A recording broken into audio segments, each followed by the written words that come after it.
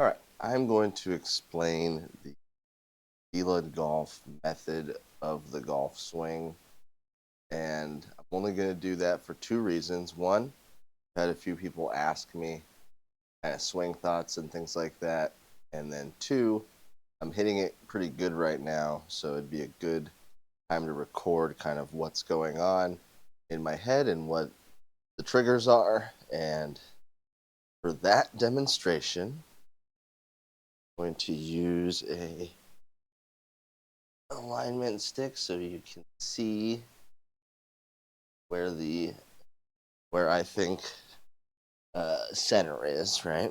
So let's say that that's where I'm trying to go.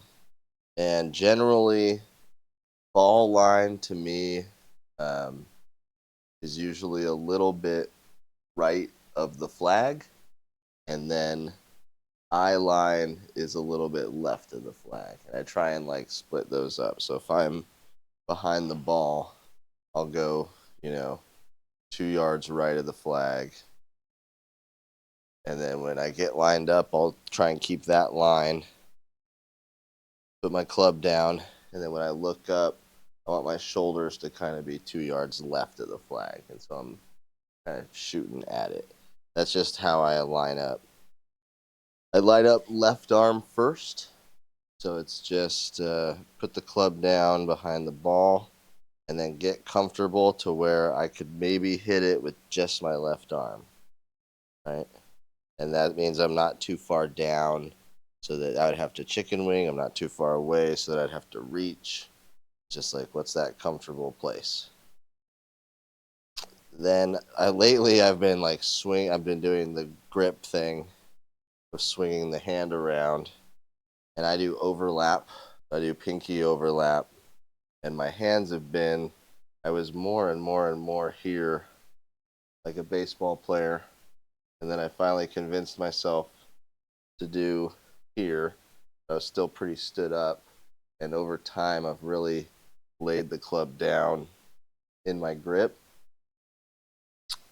and that translates well to holding it where the gravity of the head is straight down at the ball. So grip not so stood up anymore, laid down, left arm underneath, boom. Okay, once we're lined up, let's say this is the line. What I've been doing is getting comfortable. Whatever comfortable is, I think, is where you need to be, especially on your feet. You don't want to be too far forward or back. What I've been doing is being too far forward and then pulling back in the backswing and then reaching back down. And so to solve that, I have like a new trigger. And so once I get set up, everything's kind of square. I take a look. My club then, well, actually my body, I've been shifting my feet from wherever that comfortable part is to just a little bit of heel lean. And like you can barely see me moving on screen. That's what I'm doing. And so the trigger is getting kind of away from the ball with my eyes, not like pulling up, but just a little bit back so the ball comes in front of me. And we're talking centimeters here, but so from comfortable to as I go back in on my heels, I get the club going away from the ball, and I'm inside the target line. You can probably see it a little bit. It's on target line for maybe 3 inches, like here, and then it starts coming in. And the reason that is because I want to feel like I have to come back on that line, and that gets me a little more square and a little more inside out. And I'm a pretty neutral swinger, so inside out to me is like a degree to 3 degrees, and most of the time I end up pretty neutral. But if I think about like taking it outside the line, then I end up getting too far on my right toe, and then I never come back to that left foot good enough. Some people can do that. I would say one of the main things you can play with in your swing is this part. You should have a really solid setup. You should have a comfortable left arm distance. You should have a decent grip where the club is laid down a little bit. But then from here, I would say start with straight back, straight forward, and hit 50-yard chip shots like that. And see what kind of spin you get. See if you're turning the face down a lot. And then you can start playing, okay, well, if I'm going left a lot, I'm going to actually take this club back in and on the outside of the line. And this is a skill that I think is good, but I think about it every swing now as my backswing thought is back on that line that I want, and I don't let myself sway. I get into the right foot and I push hard. And so I'm keeping my head like from getting behind the ball with irons. There eventually when I get to like 3-wood and driver, I'll get more on my right heel and allow my head to get behind the ball and then see the club head kind of come out in front for driver and for probably 3-wood. But for everything else, I'm hitting it basically like this. So for me, the comfort level is inside a little bit, stays on line for about 3, comes in, I don't know, what is that, a 25, 30-degree angle off this line. And that gets me in that kind of P1 position. I don't even know if that's what they call it. I'm pretty closed at that point, but that's because in real life, I allow the hands to roll a bit more. And so when I'm practicing, I just think about not rolling the hands and not really doing a ton of wrist movement. And when I get to here, I think about one wrist action is just lift the club straight. Just this one. Okay, just this wrist action is the only one I'm consciously thinking about. The others happen because of just like momentum and trying to get the club head up in the air. I'll get a little bit of this one, but mostly I'm trying to just think this at the end. So it's like back, wrist, hit. And I try not to get, if there's a pane of glass here, I try not to get outside of that with most irons. So left arm, and I'm really in the fingertips nowadays. Standard grips, but I get really fingertips, not in the palm at all. I don't know if you can see that. So I'm pretty fingertips. I get comfortable with distance down the line.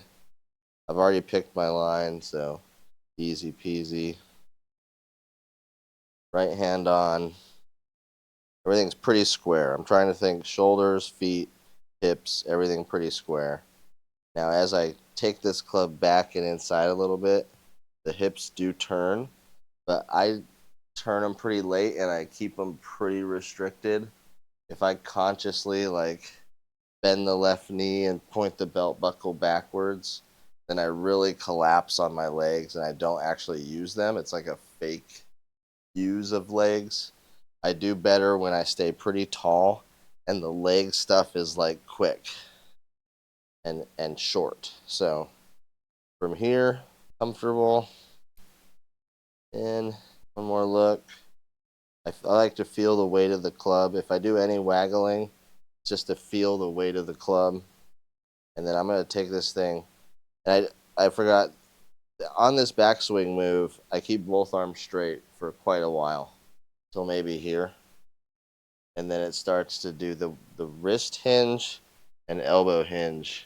Should happen pretty similar. I'm not thinking about that, but that's what should happen.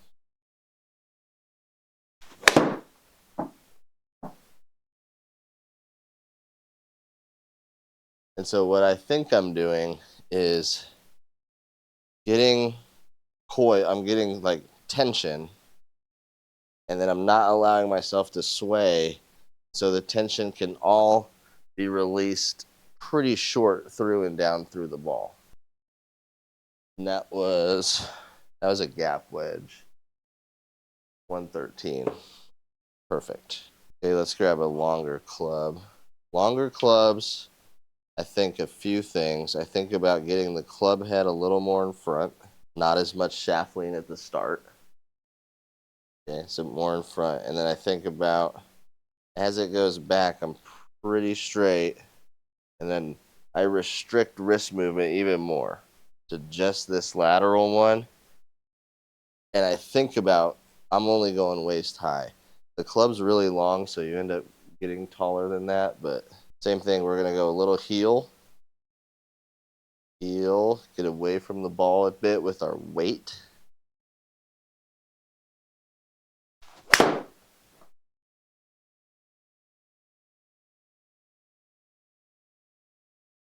Bend it just a little, but still a salvageable shot.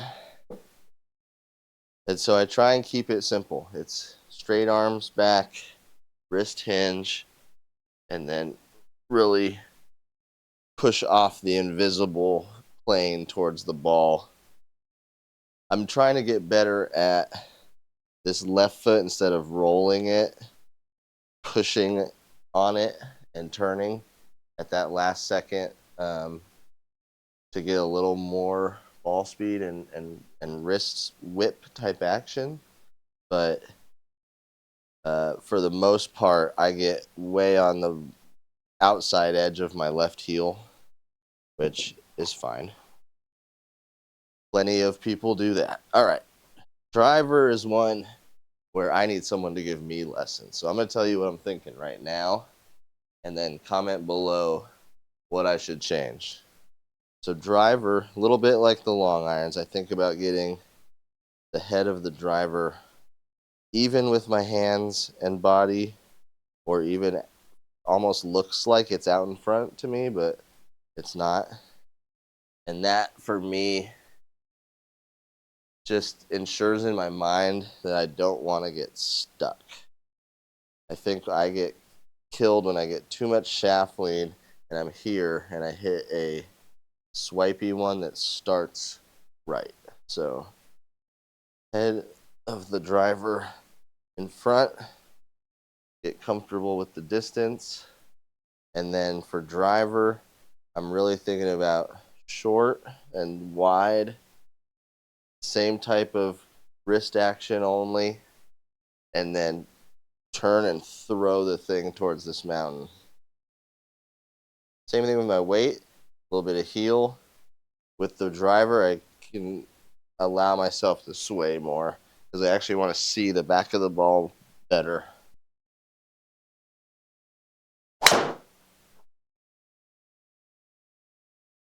And that's typical. That one was a little spinny. But if anyone has tips for me on that, let me know. Those are okay numbers. I'd like to spin maybe down a little bit, and then I can swing a little harder. But a consistent fade, I'm pretty neutral through the ball. 0.2, base to target was 0. So those were pretty good. Those were pretty good. We'll take that. Let's do chipping. We didn't do any chipping. I carry 2 wedges. I have a gap wedge that's part of the iron set, but I carry 2 specialty wedges, a sand wedge that's 54 that I've actually bent to 55, and a Temu golf wedge that's a 62 degree with some lead tape on there. So I've broken all my shots down into anything under 100 yards is basically these 2 wedges. And the first distance check, like I go a little Bryson with the wedges. 75 yards is sand wedge, where I feel like the club head is shoulder high. And I can pretty much just swing through from there. Very similar thought process with the wedges. I don't have to do any wrist action usually with the wedges. And so I'm going just shoulder high, and I'm not doing the cock of the wrist. I'm keeping it wide. And that's how I've always kind of done wedge shots, is with very little wrist. All right, 75. All right, 65. Rolled out to 70 something. 72. So, I mean, it depends if I'm trying to carry it or hit 75 as a number. 72 would have been in a gimme circle. We would have been good. Okay, the next one would be 50. And I go waist high with the club head for 50.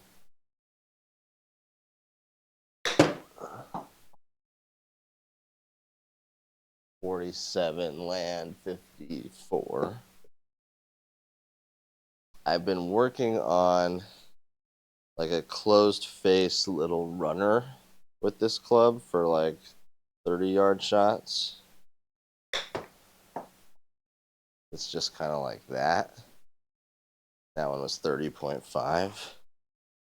But that's all I would do with that one.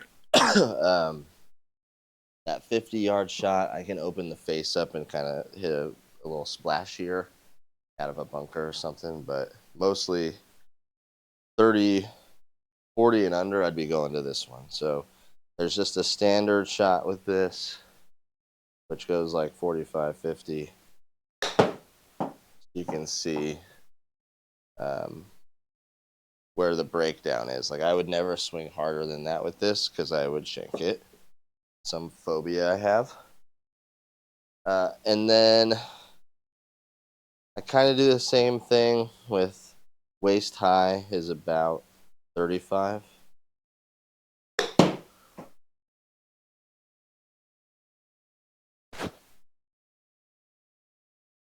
That one went 37.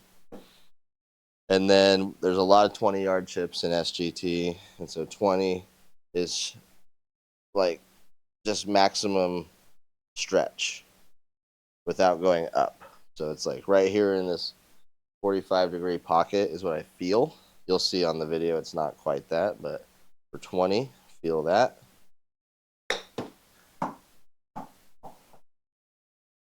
There's 20, 21.